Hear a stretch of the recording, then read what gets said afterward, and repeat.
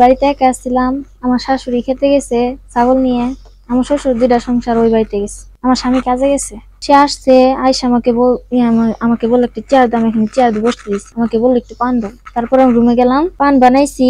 আনমু সেই বীজ থেকে যায় আমার হাত ধরে আমাকে জবাই ধরছে। আমি অনেক জোরাজুরি করছি, চিৎকার চেঁচামেচি করতে চাইছি, হাতে কামড় দিতে চাইছি। তারপর সে আমার ছেড়ে দিচ্ছে। আমি বাইরে এসে পড়ছি। তারপর বলছি যে আপনি কাজটা ঠিক করেন নাই, আমার শ্বশুর শাশুড়ি বা আমার স্বামীকে বলে দেব। সে বললো যে বলে দিলে তোর সংসারে আগুন জ্বলবে, এই কথা বললো। তারপর আমি বললাম যে আমি বলেই দিব। তারপর সে আমাকে হুমকি দেয়, যদি তুই বেশি বাড়াবাড়ি করিস তাহলে তোকে মাইরা তার কাটা ফালাই রাখবো। তারপর লোকেরা বলবো যে আমাকে হাতে মেরে ফেলছে। থানায় অভিযোগ দিছি, এখন হুমকি দিতেছে। আমরা ভয় পাইতেছি, বাড়িতে থাকতে পারতেছি না। আমার খালাকে বাসায় আসছিলাম, কত নাকি একটু আসলাম। তো সে যখন একটি নেতা মানুষ, তার অনেক পাওয়ার আছে, অনেক কিছু করতে পারে। আমরা এখন নিরাপত্তা চাই। তখন আমি মামলা দিলাম। এই বিভিন্ন হুমকি দামকি আইতাছে, এই করুন সেই করুন। সে তো প্রভাবশালী নেতা, তার ক্ষমতাও আছে, অনেক পাওয়ার আছে। যুবদল নেতা, যুবদলের সভাপতি, কাকসা ইউনিয়নের। আমরা তো খুব আতঙ্কের ভিতরে আছি।